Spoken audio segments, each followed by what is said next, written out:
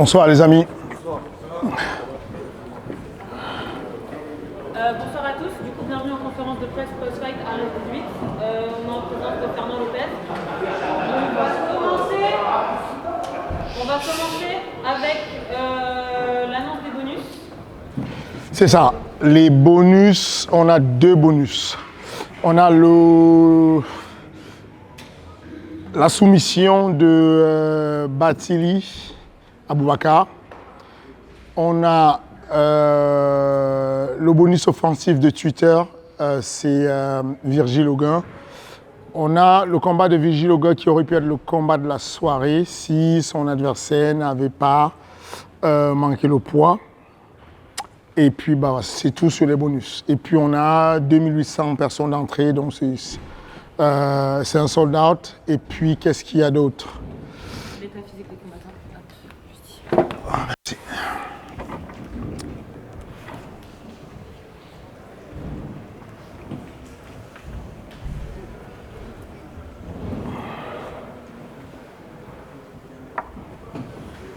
Moi, c'est bon pour les questions. L'état physique des combattants, il n'y a rien à signaler sur tous les combattants qu'il y a eu. Il y a certains qui sont encore à la visite médicale, mais je n'ai rien à signaler pour le moment.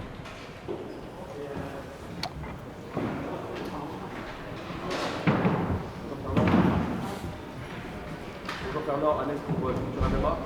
Je vais commencer par la question qui est revenue le plus, en tout cas sur les réseaux sociaux, sur l'éligibilité de Virgile pour la ceinture, sachant que lui avait fait le poids et qu'on connaît, que ce soit l'UFC ou même récemment à l'Hexagone, il y a eu ce genre de cas où le combattant n'avait pas fait le poids et l'autre était quand même éligible.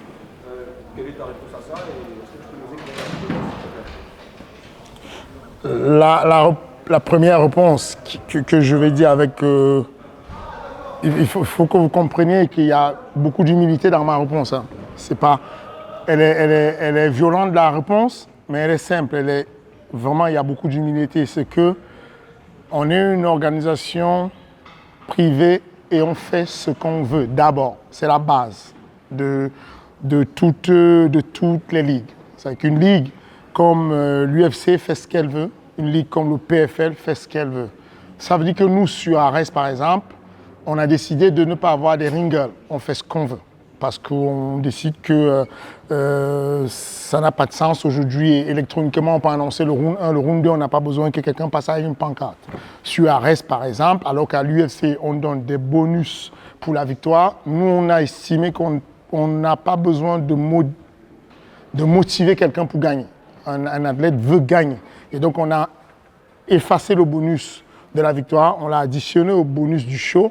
Et ensuite, on vous fait une promesse, c'est que si vous finissez le combat, alors vous avez la deuxième partie de votre salaire qui est... voilà, donc on a une identité, on essaye de faire les choses bien. Quand vous créez quelque chose qui est bien, qui est correct, on vous encourage à le faire. Vous êtes créatif, vous faites ce qui est bien. Et nous, on pense qu'aujourd'hui, la règle première des bonus, des ceintures dans le monde entier est simple. Vous avez remarqué, il y a quelque chose qui se passe sur toutes les annonces de ceinture. Dès qu'il y a les deux gars qui font le poids, on annonce « The fight is official ». À partir de maintenant qu'on a eu le poids, le combat est validé. Et donc, dans notre sens, ça nous regarde, on décide que le combat n'est jamais validé pour une ceinture quand il n'y a pas le poids. Peut-être que ça va changer. Je ne dis pas qu'on a forcément raison et que on comprend tout. On essaie de faire les choses à notre manière comme on pense, ce qui pourrait faire avancer la Ligue. On pense qu'aujourd'hui, un combat n'a de sens que si la pesée est validée. Et d'ailleurs, ça a été le cas à l'UFC. Parce que ce qui se passe, c'est que ceux qui profitent pour citer quelques exemples en disant « Oui, vous avez vu Charles Oliveira quand il avait fait ». Non, ils oublient de citer d'autres exemples. UFC 225. Yoel Romero manque le poids sur le combat contre Whittaker. Le combat devient un non-title fight. OK? Ils font ce qu'ils veulent. Je viens de vous dire, c'est qu'à préambule, j'ai posé le cadre en vous disant vous avez la liberté de créer une organisation, de faire du MMA et de mettre des règles où vous voulez. Vous pouvez pénaliser les gens et les mettre en prison quand ils n'ont pas fait le poids. Vous faites ce que vous voulez. C'est de la démocratie, c'est de la libre entreprise. Nous, sur Ares, Moi, ce que j'aime dans la vie, ce que j'aime dans ce qu'on fait, c'est d'avoir une posture. On a une posture. Je ne veux pas faire le mec d'équilibriste en disant je fais comme eux. Non, on a une posture. On choisit de dire, nous, et puis, il y a quelque chose qui est agaçant. Il y a un petit truc qui est agaçant, c'est que on a l'impression qu'il y a des personnes qui arrivent et qui font sur Twitter un mot de « ils veulent sauver la veuve et l'orphelin ». Genre, Virgile, c'est un génie et Arès veut le tuer, c'est dommage, il n'a pas la ceinture. En premier rôle, ceux qui ont pensé d'abord que Virgile avait la possibilité de combattre sur Arès à l'époque, alors qu'il avait 2 combats, c'était qui? C'était Arès.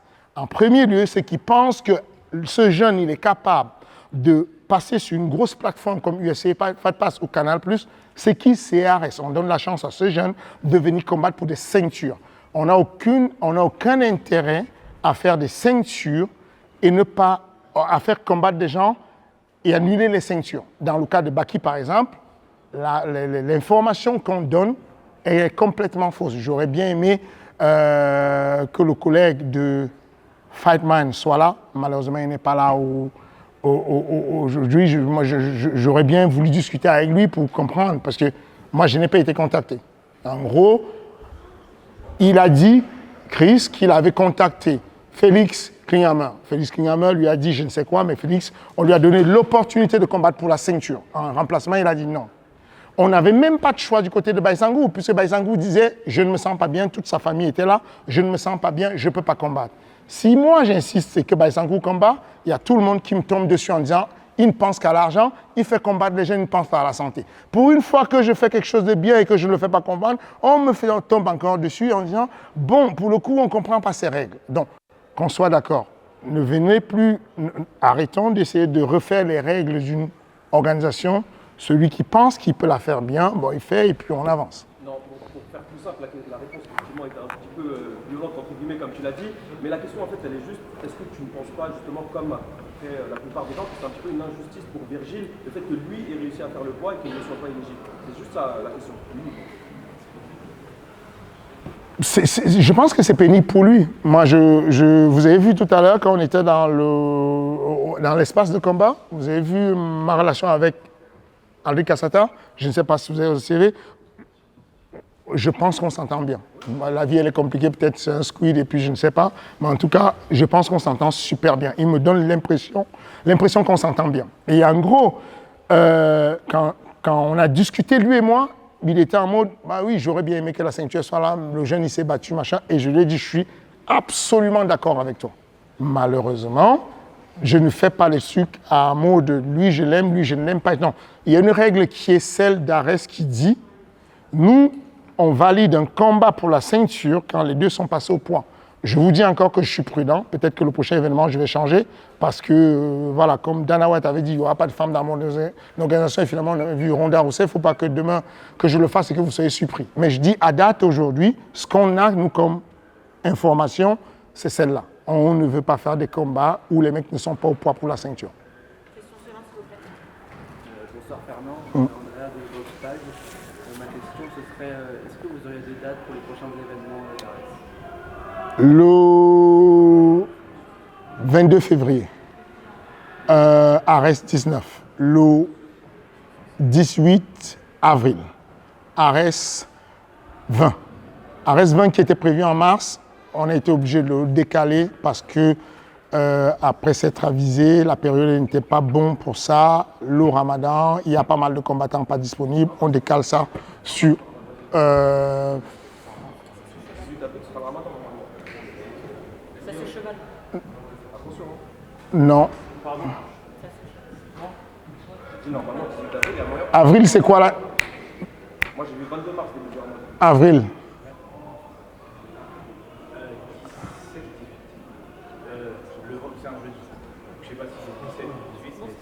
C'est pas le débat, on va passer à la question suivante. S'il vous plaît, tu peux Ça se termine le 10, c'est ça. Bonsoir Fernand, Noé de Cover. Beaucoup d'émotions après le main event. C'est une initiation un peu confuse. On a senti Turpal un peu agacé, probablement parce qu'il avait le sentiment qu'il avait fait une erreur. Est-ce que tu peux un peu démêler ce qui s'est passé? Parce qu'on a vu qu'il est venu te parler. Il y a eu un échange entre Aboubacar et Aldric Cassata, c'était un peu tendu. compliqué de nouer ce qui s'est passé. C'est juste, j'appelle ça l'émotion. Il faut faire attention. Les jeunes viennent terminer un combat, c'est très difficile. Enfin, c'est le moment où d'ailleurs, on recommande de ne pas faire des interviews à ces jeunes-là qui ne sont pas... si on considère qu'il a pris un TKO, donc forcément, il n'est pas lucide. Je pense que vaudrait mieux prendre le temps de lui faire des interviews après coup, quand il sera retourné au calme. Il n'y a rien de grave, c'est juste des personnes qui sont dans l'euphorie du combat et c'est tout, rien de plus compliqué. Et il y a quelques semaines, il y a eu des images du championnat du monde amateur. On imagine que tu as eu un regard sur ce qui s'est passé. Est-ce qu'il y a des combattants qu'on a vus performer là-bas, notamment du côté francophone, qui seraient amenés à rejoindre Arès bientôt? Il y a quelques-uns, mais je vais être prudent, il n'y a pas encore de signature. Et en fin de dernière, dans le deuxième combat de la carte préliminaire, on a vu Mademoiselle Dyer qui a fait une super performance, qui est signée au PFL. Est-ce que tu peux nous parler du lien entre le PFL et Arès et de ce qui est peut-être amené à venir entre les deux organisations? Vous pensez que là c'est un prêt de combattants. Est-ce qu'il y a un lien renforcé? Est-ce que c'est quelque chose qui est amené à revenir? Pour qu'il y ait un prêt, il faut forcément un lien renforcé. Les intérêts sont les intérêts économiques et puis même de visibilité, d'exposition sont énormes.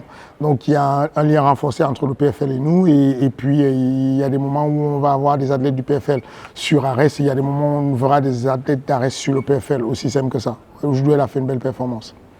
Question suivante, s'il vous plaît. Bonsoir Fernand. Tom, pour cette performance, je voulais savoir quel bilan tu tires de l'année 2023, la nouvelle année pleine pour Arès. On sait que ça a été compliqué sur les derniers événements, il y a eu beaucoup de reports, d'annulations. Là, je crois qu'il y avait Mehdi Saïdi qui sur le truc. Ma réponse est celle du philosophe d'Armeson. Je dis merci pour les fleurs, les roses et pour les épines. Aussi simple que ça. Il y a eu beaucoup de fleurs, il y a eu des belles fleurs, il y a eu des épines. Et je dis merci à tous, il faut savoir l'embrasser. Question suivante. Bonsoir Fernand, Jeep pour la Bagarre. Plus fort, ok, je parle plus fort. Pouvons-nous avoir, connais-tu déjà le prochain event? Parce que tu as cité les deux dates, les prochains événements, mais je n'ai pas encore donné les events. Est-ce que tu les as déjà?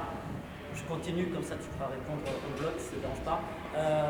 Selon nos sources, la Bagarre, on sait qu'il y a un Arès Afrique qui se prépare, sûrement au Sénégal. Je peux me confirmer ou affirmer, mais c'est une source qu'on a nous. On a reçu Ibrahim Mané récemment à la Bagarre qui nous a dit je ne combattrai plus à Arès, c'est pas pour la ceinture, je veux la ceinture, forcément un main event. Qu'est-ce que tu peux lui répondre par rapport à ça aussi? Alors, première question, c'était les main events. main event, c'est actuellement, ça peut changer. Tout de suite à date, c'est Aliou Ndiaye versus, je ne peux pas encore annoncer, sans négociation, le contrat va être signé. Sur ce combat-là, sur cette carte de février, on a également, bon, pour pas vous dire de bêtises, laissez-moi ressortir mon bord, que je puisse voir la Fight Card en live et que je vous dise ce que j'ai. Hop. Alors,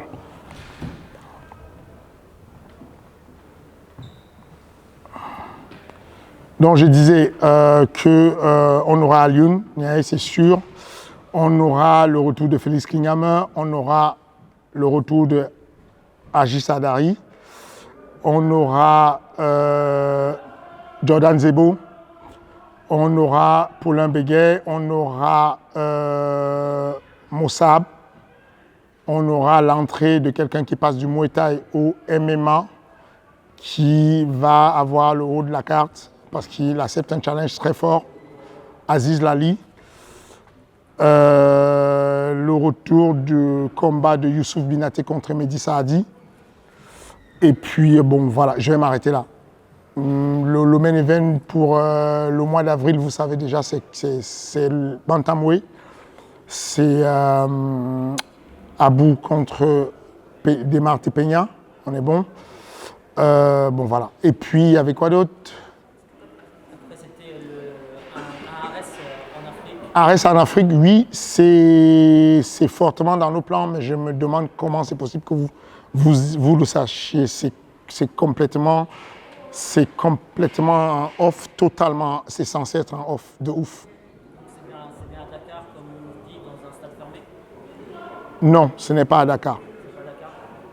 Et ma dernière question. Nous, on aimerait bien voir Ibra combattre pour la ceinture en Afrique, donc ça fait sens.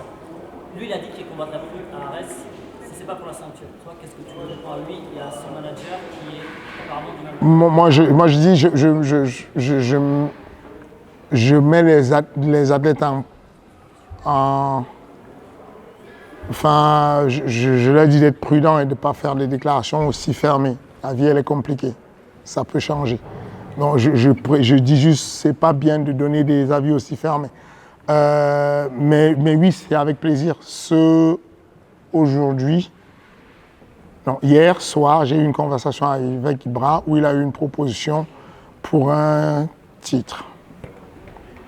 Et donc, la balle est dans son camp. Il a dit qu'on se reparle la semaine prochaine. Donc, 67 kilos.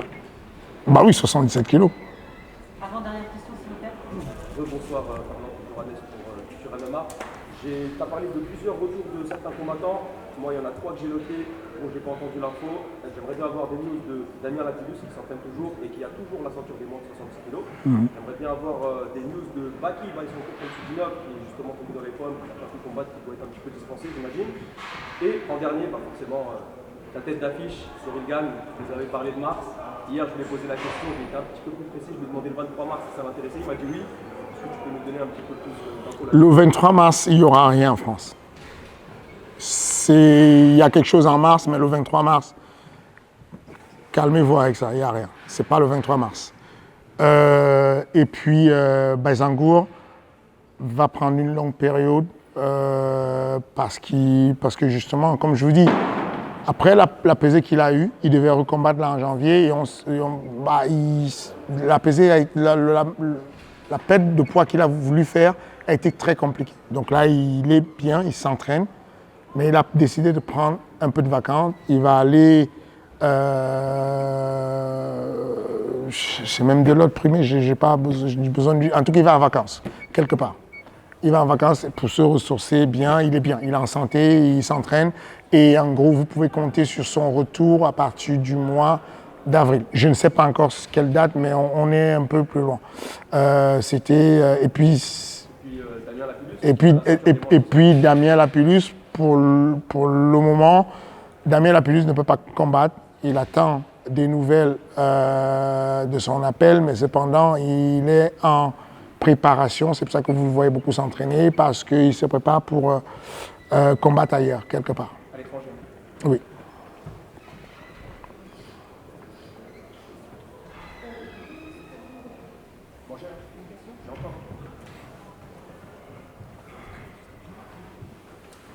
Encore moi, Donc ça Fernand. sera la dernière question pour faire Pas de souci, pas de souci. Personne ne me pose de questions, je me permets. Du coup, il y aura une pause en janvier.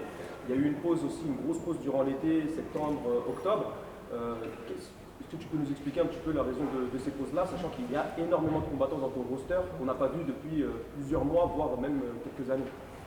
On fait ce que Vous voulez, on veut.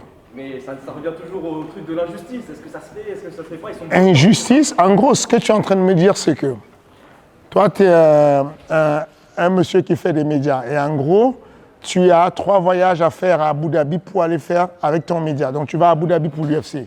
Et au lieu de faire les 3 voyages, tu te dis, j'économise un billet d'avion, je vais faire que 2 voyages. Et moi, je viens, je suis externe à ton business, je te dis, mais c'est injuste ce que tu fais. Moi, j'ai besoin que tu ailles à Abu Dhabi, payer des billets d'avion pour aller faire... Tu trouves ça normal? C'est pas injuste du tout. On décide de dire, on veut faire l'événement ou on ne veut pas le faire. On veut prendre une pause ou on ne veut pas le faire. On est une entreprise. C'est une entreprise privée. Enfin, c'est pas compliqué. Il faut... Là, la comparaison, elle n'a rien à voir, Fernand, je suis désolé, parce que les combattants, ils cherchent à combattre justement, et surtout, c'est leur moyen de vivre. Ils sont un petit peu... Est-ce qu'ils sont bloqués justement à l'arrêt? Non, ils ne sont pas. C'est une question, c'est une question. OK. En gros, non, mais parce que, en vrai, ce que quand on discute normalement, ça passe. Mais si ça pique, c'est dur de voilà. Voilà. Juste à avoir des réponses à vos questions et aux questions des gens. OK, en gros, ça revient à ce que je disais, faire les défenseurs de la veuve et de l'orphelin quand on n'est même pas là. À l'UFC, il y a des athlètes qui font 1 an pour un combat. 1 an, un combat. On a en moyenne sur notre roster des gens qui font minimum 2 combats par an. C'est rare qu'on n'ait pas des gars qui font 3 combats par an. On fait tourner sérieusement le roster. Donc, n'allez pas vous plaindre des gars. Et puis, en général, quand il y a des jeunes où c'est compliqué, où on n'a pas de clause de concurrence avec une région où ils veulent aller combattre ailleurs, on les libère ou on donne l'occasion. Donc, vraiment, abstenons-nous de parler de ceux dont on ne sait pas exactement et de dire on veut défendre les jeunes athlètes et tout. Donc, Ok, très bien. Ben, merci beaucoup. C'était la dernière question. C'était la dernière question pour toi, Fernand. Merci beaucoup. On va accueillir. Merci.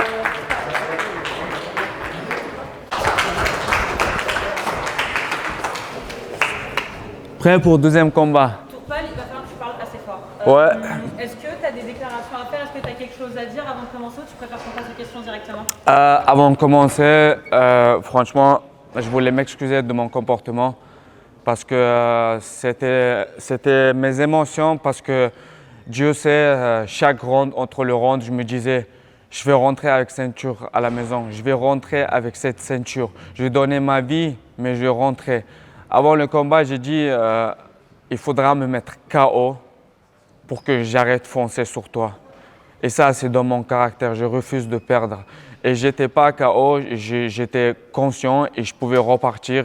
Et du coup, comme arbitre, il a arrêté, c'est les émotions. Mais je me suis excusé devant tout le monde, je suis vraiment désolé. Et pour ceux qui pensent ceux qui me connaissent, ils savent très bien à quel point je suis gentil avec tout le monde. Et j'espère que vous allez rentrer dans ma situation. Vous n'allez pas comprendre, mais quand tu fais un compte de vie semaine avec des maladies et tout, tu donnes toute ta vie et tu veux ramener cette ceinture chez toi, c'est une grande déception et sur le coup, tu réagis mal. Mais même dans cette situation, 2-3 minutes plus tard, je me suis excusé et j'ai dit, voilà quoi, c'est les choses qui arrivent, je suis un humain et je ne sais pas faire du tout de mon comportement. Encore une fois, désolé et merci beaucoup pour votre soutien.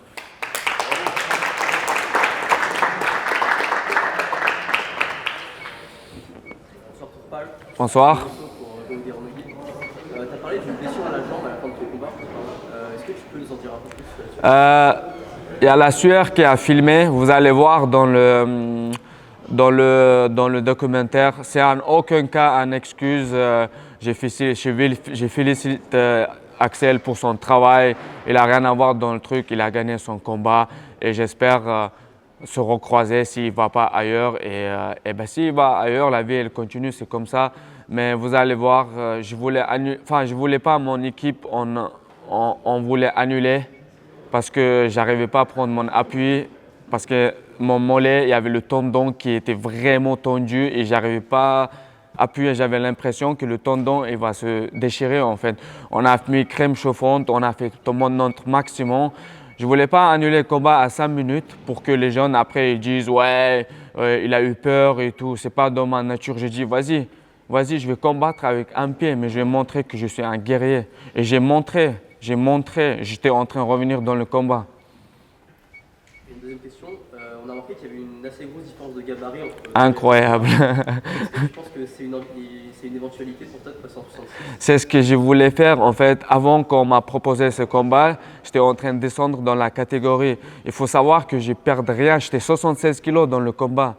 Mon adversaire, il était plus de 83 kilos. On vient de se parler et tout. Il était énorme. Quand je suis parti dans le clinch, j'ai ressenti direct que je ne suis pas dans la bonne catégorie, tu vois. Mais vous avez vu, malgré et tout, j'ai montré que je suis un guerrier. Donc je pense que ma vraie catégorie, c'est 66 et il faudra dans le futur essayer de rester dans 66. Moi, j'ai un problème, je suis coincé entre deux catégories. Je suis très petit pour les lightweight et un peu gros pour les featherweight. Donc je pense qu'il faudra souffrir et descendre en 66. Oui. Félicitations pour ce combat quand même. Merci beaucoup. J'ai une première question. Toi, tu étais très énervé contre l'arbitre. On a vu ton frère qui était, je crois, énervé un peu contre Adric. Est-ce que tu as pu parler avec ton frère? Qu'est-ce qui s'est passé? Je pense que ce soit l'équipe de Adric, que ce soit nous, on était un peu chaud. C'est normal, le combat il était engagé. Et avec tous eux, on se parle très bien. On vient de parler avec Axel juste derrière. Franchement, on a des bonnes relations. C'est des émotions. On se tape dedans. C'est un combat. S'il n'y a pas un moindre émotion, ça serait nul en fait. Après, on s'est excusé. Et sûrement dans le futur, on va s'entraîner ensemble. On va faire des trucs ensemble. C'est la vie. C'est comme ça. Prenez pas tout au sérieux. C'est le moment M. On est tous aigris. Personne ne veut perdre et tout. Donc ça arrive. Ça arrive. Et même pendant le combat, Adric, il disait.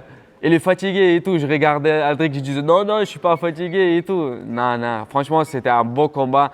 Avant de rentrer dans le combat, j'ai dit peu importe l'issue du combat, j'espère que vous allez apprécier le combat et je pense que c'est le cas. On a fait un énorme combat. Et ma deuxième question, c'est sur le fight. Tu m'as dit plusieurs fois en interview que tu t'attendais à ce que je reste debout. Toi, tu voulais forcément la au sol. Est-ce que tu as été surpris par la défense d'Axel qui a été très bonne? On a échangé le rôle parce que moi j'étais meilleur debout, je l'ai touché et je le faisais lutter en fait. Donc il s'est préparé pour contrer ma lutte et il faut savoir qu'il y avait un putain de différence de gabarit. Et moi j'ai compris qu'il est très puissant et je commençais à rester debout en fait. On est tous les deux des combattants complets, on peut aller dans n'importe quel domaine. Je pense qu'on a un grand futur tous les deux devant. Merci Turpal. De rien. Bonsoir Turpal, J pour la bagarre. Félicitations pour ton combat. Merci beaucoup. Merci de nous avoir régalé. Ma question, elle va être simple. Ton game plan, tu l'as déjà annoncé. Tu as eu ce problème au mollet. Mais on a vu pendant le combat, surtout à partir du troisième round, tu touchais, tu faisais mal, tu étais plus sans pluie. Je parle uniquement de la boxe. Pourquoi tu n'as pas continué justement?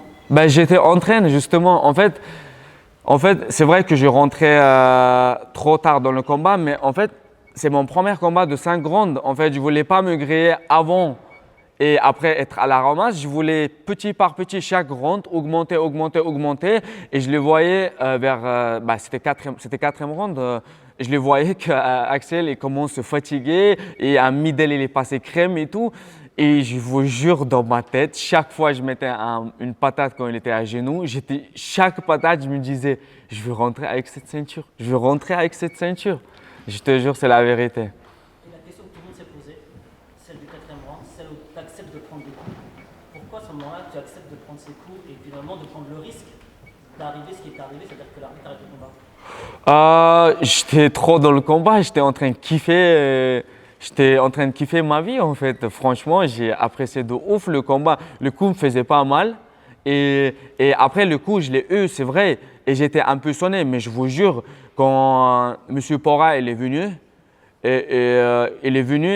il dit défends-toi. Le moment qu'il dit défends-toi, j'étais en train de me lever en fait. Tu me dis une seule fois défends-toi, laisse-moi me lever. Il dit défends-toi. Une seconde plus tard, il arrête le combat. Alors, je sais pas moi, ça marche comment votre truc là? Oui, je suis sonné, j'avoue, mais je suis conscient, je suis en train de revenir. Au moment quand j'étais sonné, j'étais à genoux, je me lève parce que j'étais en train de revenir, reprendre le truc. J'ai une tête très dure. Après, j'avoue, j'ai fait une erreur et tout, mais il faut savoir, je kiffe la bagarre, hein. Malheureux que je suis. Ça sera la dernière question pour toi, Turpal. Bonsoir, Ernest pour Culture MMA. Félicitations pour ta grosse. J'attends la graille après. Ça arrive très vite le Giant Fight. Turpal, ma question elle est simple. C'est peut-être un peu trop tôt pour la poser, mais quand est-ce que tu aimerais idéalement revenir? Et est-ce qu'un jour on te verra peut-être sur une carte avec Abou? Je sais que vous n'aimez pas sur la même carte. Non. Alors, on ne sera pas sur la même carte. Et après, il faut savoir que j'aimerais trop combattre plus souvent. J'aime la bagarre.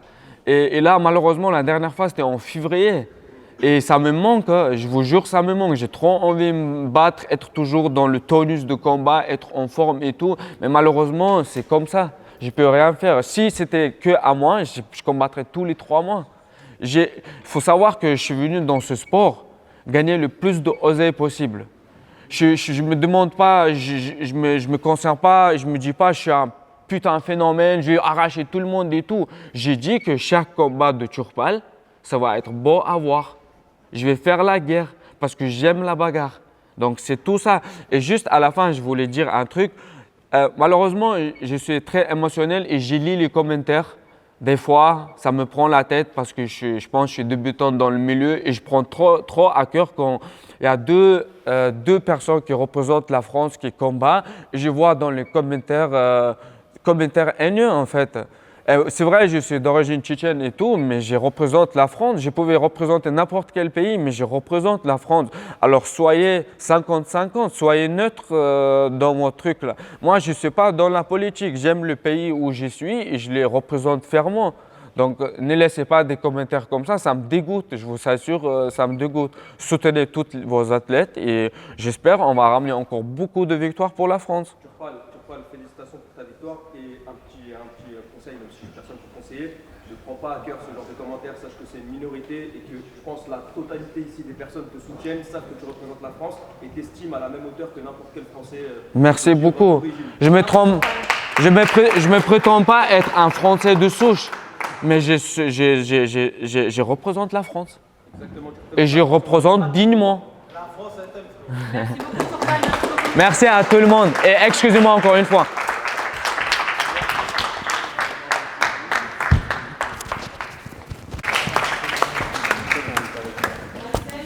Bravo à toi. C'est maintenant le nouveau champion Arès.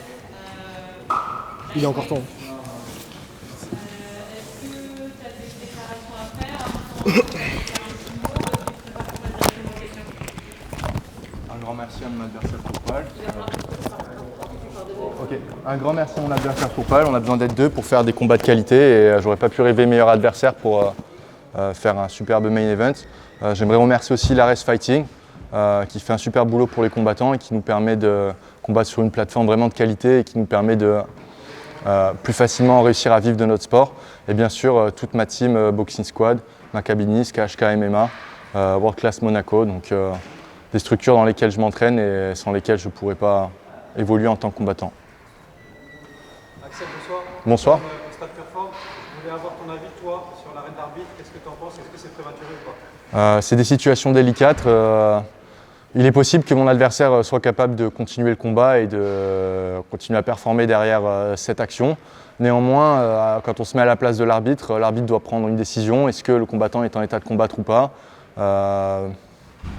L'erreur est possible de la part de l'arbitre, mais c'est vraiment délicat à gérer. Et, en tout cas, moi, mon job, c'était de marquer des points, jusqu'à si possible avoir un finish. C'est ce que j'ai fait. Et je laisserai les gens juger la pertinence de cet arrêt. Et ma deuxième question, on a vu dans la cage, c'était un peu chaud après la décision de l'arbitre. Toi, comment tu l'as vécu personnellement? Je l'ai pas mal vécu, je comprends, il y a beaucoup d'émotions. Moi et Turpal, on avait tous les deux très envie de gagner. Donc effectivement, je peux comprendre la déception. La mienne aurait été au moins aussi grande si j'avais perdu de la sorte. Donc après, voilà, j'ai pas ressenti d'animosité de la part de Turpal ou de sa team envers moi. Donc je peux tout à fait comprendre la déception. Donc il n'y a vraiment pas de souci avec ça. Merci Axel. Bonsoir Axel. Bonsoir. Ici, Agnès pour Culture MMA, félicitations pour ta performance. Tu nous as tout montré ce soir, debout, sol, clinch. C'était une excellente performance de ta part. Tu repars avec la ceinture de champion des moins de 70. Moi, je vais avoir deux questions. La première, c'est quelle est la suite pour toi? Est-ce que tu es intéressé, si jamais tu reçois un coup de fil d'une grosse organisation, est-ce que ça pourrait t'intéresser, notamment l'UFC, ou tu es complètement focus uniquement sur cet organe? Je laisse Aldric Cassata gérer la suite pour moi avec Fernand Lopez. Moi, mon job, c'est de m'entraîner et de devenir la meilleure version de moi-même. Je veux dire, dans tes objectifs, est-ce que… Bien évidemment que dans mes objectifs, c'est d'atteindre des organisations majeures telles que l'UFC. C'est le rêve de tous les combattants parce que c'est en allant dans des organisations de très haut niveau qu'on augmente nos chances de devenir un meilleur combattant. C'est en allant au plus dur qu'on devient plus fort. Donc bien évidemment que je veux me mettre dans la plus grande difficulté possible en allant dans ce type d'organisation. Ok. Deuxième question, Axel. Il y a un gros fléau malheureusement en France sur des combats franco-français quand on a une personne d'origine étrangère et une personne d'origine française. Turpal en parlait juste avant, il a reçu beaucoup de commentaires haineux, des gens qui prennent parti pour toi sous prétexte que tu es originaire de France. Qu'est-ce que tu as à répondre à ce genre Alors je ne suis pas du tout d'accord avec ce genre de commentaires. Pour moi, Turpal, c'est un compatriote, certes d'origine tchétchène, mais moi j'ai grandi avec des combattants d'origine tchétchène, que ce soit des lutteurs ou des combattants de MMA. J'aurais jamais atteint le niveau que j'ai aujourd'hui si j'avais pas eu la chance d'avoir ces gens-là en tant que compatriotes. Donc je suis très heureux qu'on ait accueilli des gens de cette communauté qui soient français et je le considère autant français que mon cousin ou ma sœur ou n'importe quel autre ami que je pourrais avoir. Donc je désapprouve totalement des commentaires haineux et racistes envers Turpal sous prétexte qu'il ait des origines qui soient hors France.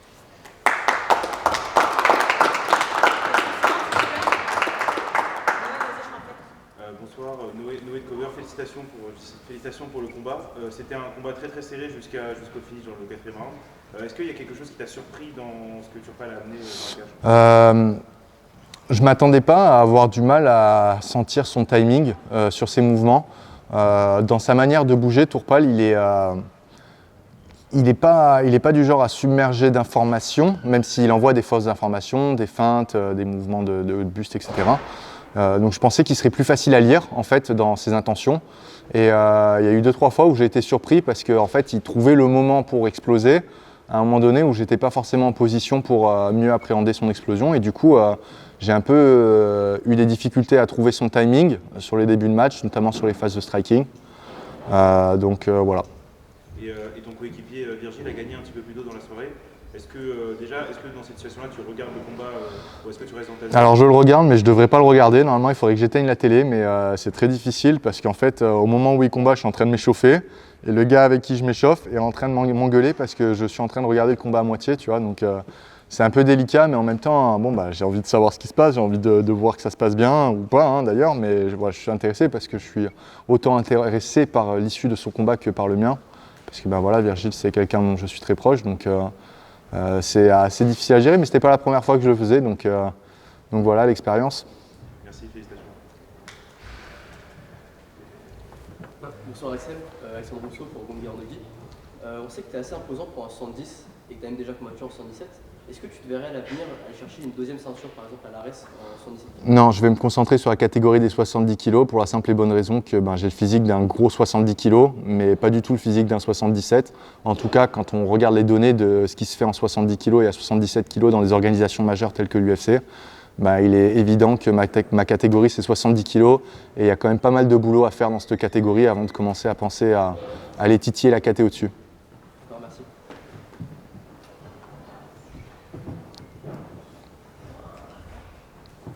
Bonsoir Axel, il y a une ceinture devant toi qui va aller bronzer à Nice comme tu l'as dit. Je rebondis sur la question par rapport à Virgile. Est-ce que tu as pu parler avec Virgile? On sait qu'il est très déçu de ne pas repartir avec la ceinture, en plus il a gagné. Est-ce que tu as pu parler avec lui de ça et de ce sujet? On en a parlé forcément à l'annonce du fait qu'il ne combattrait pas pour la ceinture, il était très déçu, mais bon, à vrai dire, la ceinture c'est bien pour les photos, mais c'est pas ça qui compte. Ce qui compte c'est de combattre, de gagner et d'avancer dans sa carrière.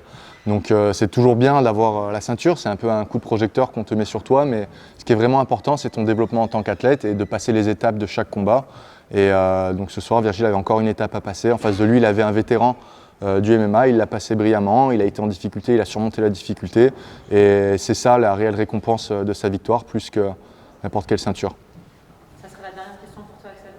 Axel, bonsoir. Je sais que tu m'as dit que c'est Aldric qui gère ta carrière, que tu ne veux pas trop qu'on parle de ça, mais est-ce que toi, à titre personnel, tu as quand même une envie de revenir d'ici combien de temps? À peu près pas de bobo déjà, j'imagine? Pas de bobo, non. Alors après, là cette année a été assez compliquée pour moi. J'ai fait, bien que je n'ai combattu que 2 fois, j'ai fait quand même 5 diètes. Ça a été assez difficile pour mon corps. La diète pour ce combat-là a été plutôt intense. Donc j'ai besoin un peu de relâcher la pression et de remettre les choses à plat. Donc si je peux éviter de recombattre le mois prochain, c'est bien. Donc après, dans ce sport, je ne suis pas en position de dire je veux combattre à tel moment ou tel moment. Je suis encore sujet à saisir les opportunités quand elles se présentent. Donc mon job, ce sera d'être prêt pour la saisir si l'opportunité se présente, d'avancer dans ma carrière dans le sens où j'ai envie que ça aille. Donc voilà. Merci beaucoup et encore félicitations. Merci. Beaucoup.